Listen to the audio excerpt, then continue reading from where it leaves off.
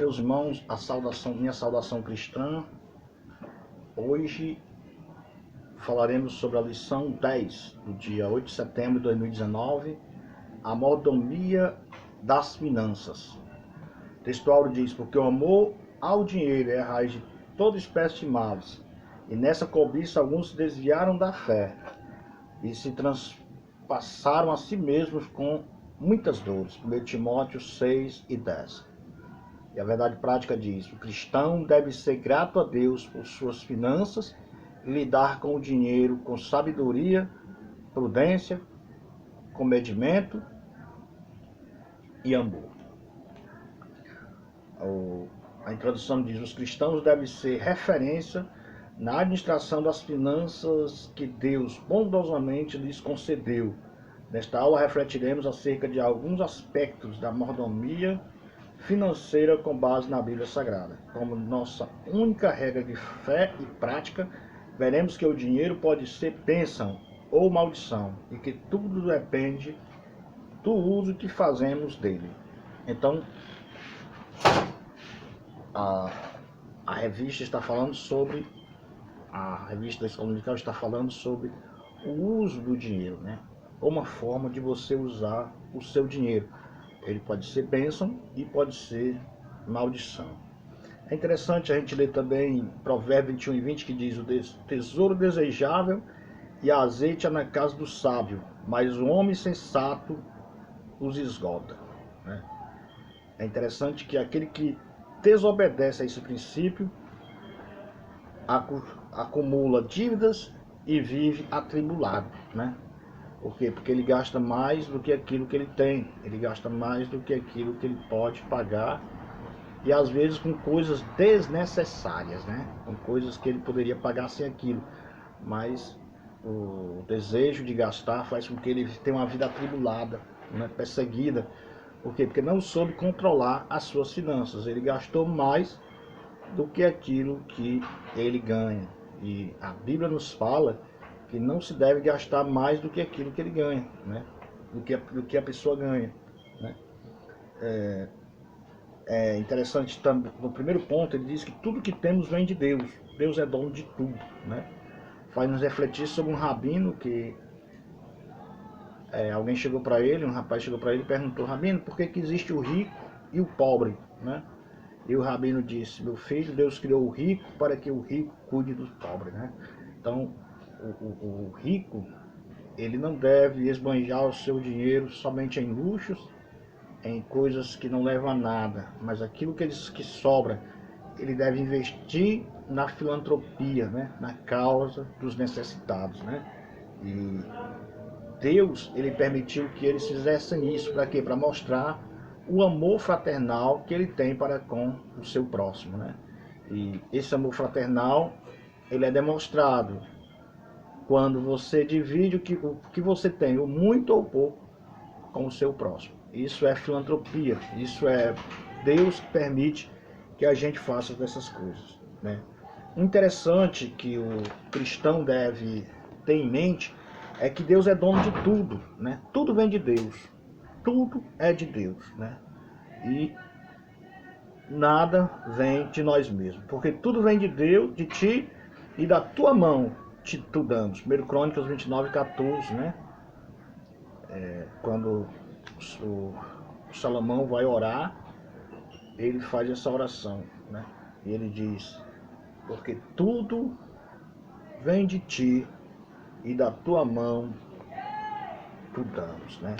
Então é interessante, muito bom quando nós entendemos que tudo vem de Deus, que quando você sabe que tudo vem de Deus, então fica mais fácil, né, de você fazer as coisas. Porque enquanto você pensar que tudo vem por causa de você mesmo, que você é o cara, que você é o bichão, aí a queda está bem pertinho. Mas quando nós entendemos que tudo vem de Deus, né? Essa foi a oração de Davi, né? A oração de Davi diz: mas quem sou eu e quem é o meu povo para que pudéssemos fazer ofertas tão voluntariamente? Porque tudo vem de ti e damos a ti do que é teu, né? 1 Crônicas 29 e 14, palavras de Davi e não de Salomão, como falei antes.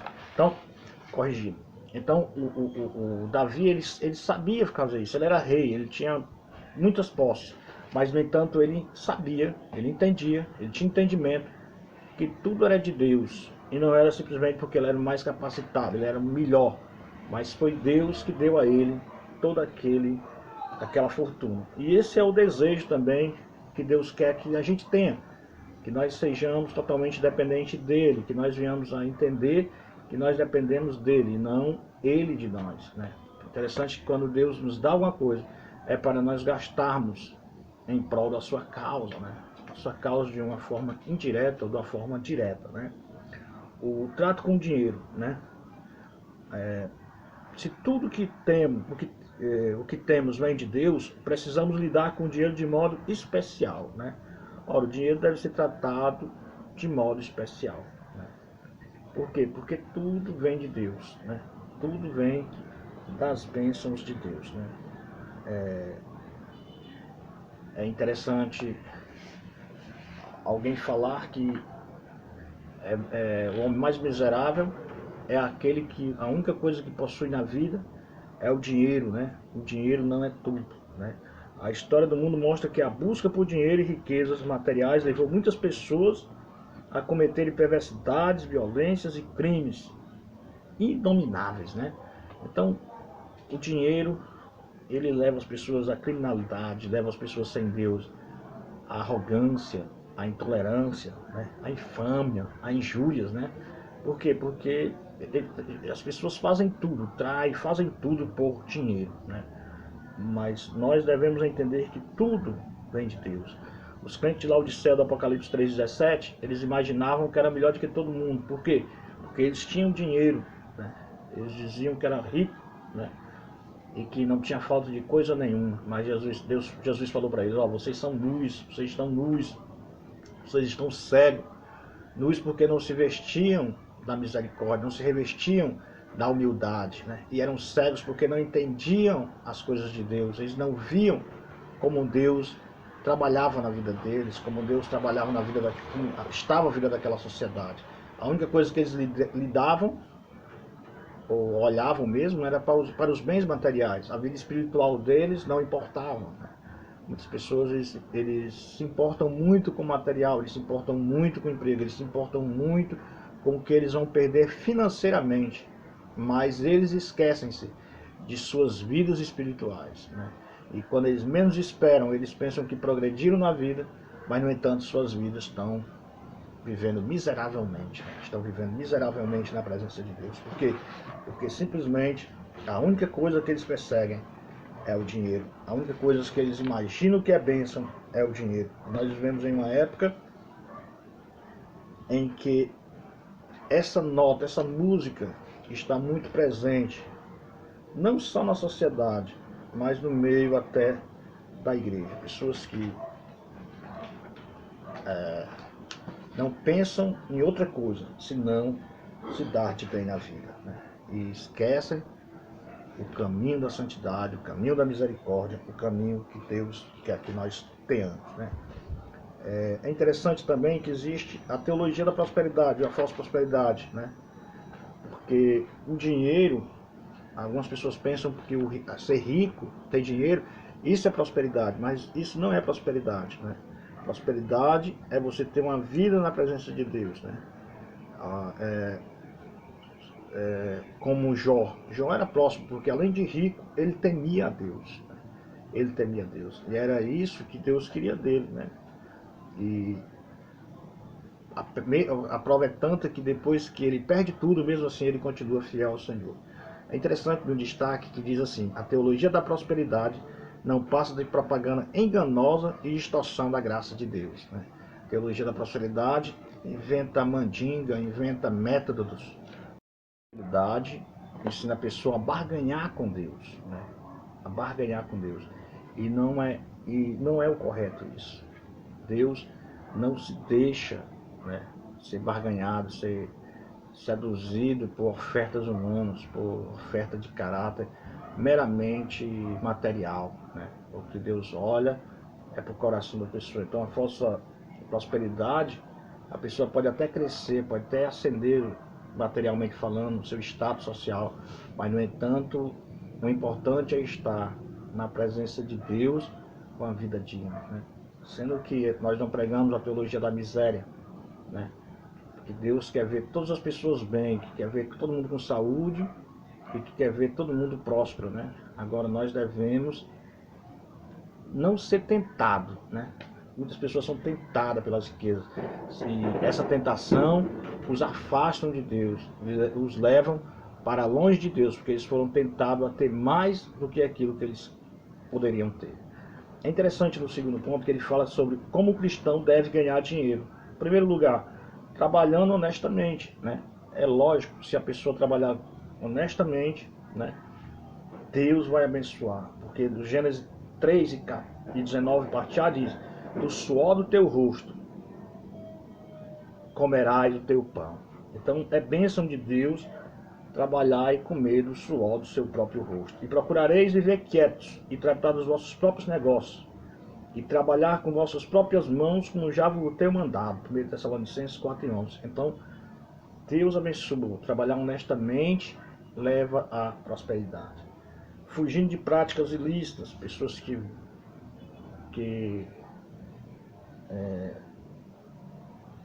tentam formas fáceis de se agariar riquezas, né? Tentam jogar, tentam em bingo, rifa, jogo do bicho, né? Lotérica, tantos jogos aí querendo enricar e somente quando a pessoa menos percebe, está seduzida pelo vício, está viciado, que não pode mais nem pegar em dinheiro, que corre para a mesa de jogo para fazer jogos. Então isso também a gente deve prestar atenção para não ser seduzido nem por bingos, nem por rifa, nem por jogo do bicho, mas nós devemos trabalhar e devemos fazer nossas práticas devem ser lícitas, para que o Evangelho de Cristo não seja envergonhado por nossas vidas. Provérbios 28:20 diz: o homem mau, o homem, desculpa, voltando, o homem fiel abundará em bênçãos, mas o que se apressa a enriquecer não ficará sem castigo. Provérbios 28:20, né? Fugindo da avareza. A avareza é o amor ao dinheiro, né? É uma escravidão ao metal. A pessoa não tem prazer em outra coisa senão em contar dinheiro, né? Senão em ficar... Ele passa necessidades para poder poupar, economizar dinheiro, né? Ele não tem pena de dar oferta, tem pena em contribuir com o reino de Deus, né? Não é dizimista, não gosta de dar oferta e assim ele se torna um avaro, né? E a Bíblia nos diz que a avareza é uma escravidão vimetal, porque o amor ao dinheiro é a raiz de toda espécie de males. E nessa cobiça alguns se desviaram da fé e se traspassaram a si mesmos com muitas dores, né? Muitas pessoas, elas não contribuem com o reino de Deus, não contribuem com a obra de Deus, né? Mas não sei porque eles querem dinheiro, né? O dinheiro só é útil quando nós podemos utilizá-lo ele para o bem, né? O dinheiro é nosso amigo quando nós podemos dar um endereço a ele, né? Ele se torna o nosso inimigo quando nós nos tornamos servo dele, né? Nós trabalhamos agora não mais para vivermos, para termos uma vida quieta, mas para ganhar dinheiro. E nesse negócio muitas pessoas trabalham, pegam estafa, e quando menos esperam eles ficam loucos, né? Ou perde a saúde, até o equilíbrio mental, né? Nunca mais voltam a ser a pessoa que eram, né? Porque tudo correndo atrás do vil metal, né? Como o cristão deve utilizar o dinheiro? Como o cristão deve utilizar o seu dinheiro? Primeiro, na igreja do Senhor, né? Primeiro, contribuindo com dízimos. Segundo, contribuindo com ofertas, né? Na sociedade civil, primeiro, evitando dívidas, né? Evitando os extremos, tendo controle da renda, não fique por fiador, né? O cristão precisa comportar-se como cidadão dos céus ao trato com o dinheiro. É mandamento bíblico que paguemos os impostos, né? Não podemos também fugir dos impostos. Temos que fugir do agiota, cuidado com os agiotas. É bom destacar os agiotas. é verdadeira maldição quem cai na mão dessas pessoas, pois elas cobram usura ou juros extorsivos. Esse tipo de atividade é ilícito. Um cristão não deve praticar agiotagem, que é o empréstimo de dinheiro de modo clandestino. Além de ser ilegal, a Bíblia condena essa prática. É interessante que no Brasil isso é crime. Não é crime a agiotagem praticada pelo banco, né? O banco rouba você 17% do dinheiro que você pega, né? E tem deles que cobram 17% ao mês no cartão,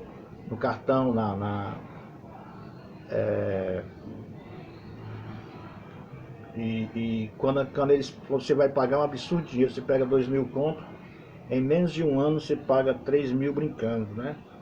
E isso é permitido no Brasil. Por quê? Porque bancário aqui, eles não são bancários. Aqui no Brasil, bancários são agiotas, né? Passa a mão mesmo no dinheiro do povo, rouba o povo, né? E isso é normal, né? Isso é normal. Então, se você for pegar um dinheiro no banco emprestado, precisa também ter cuidado, porque são agiotas também. Então, são tão criminosos quanto os outros criminosos, só que eles são permitidos por lei, né? E os outros não são. Sendo que também não é de se comparar, porque os outros, se você dever e não pagar, eles vão te matar.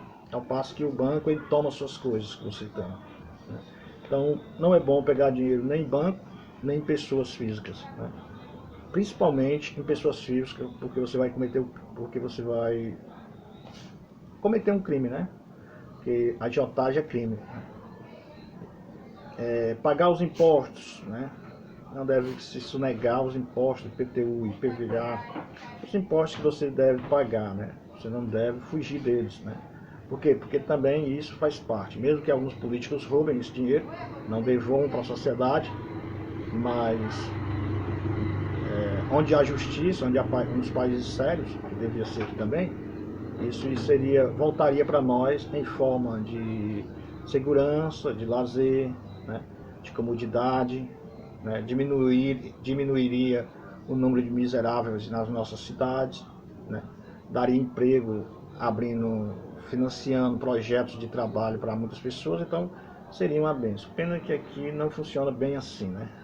Quanto mais imposto se paga, mais pobre o Estado se torna. Por quê? Porque é tudo desviado. Mas a conclusão diz, o dinheiro pode ser uma bênção ou uma maldição. Isso depende muito do uso que fazemos dele. Se o fizermos para a glória de Deus, com gratidão pelos bens adquiridos, seremos recompensados pelo Senhor. Que usemos os recursos financeiros de modo honesto, como verdadeiros mordomos de nosso Senhor Jesus Cristo. Que o Senhor nos ensine a usar os recursos como bênção.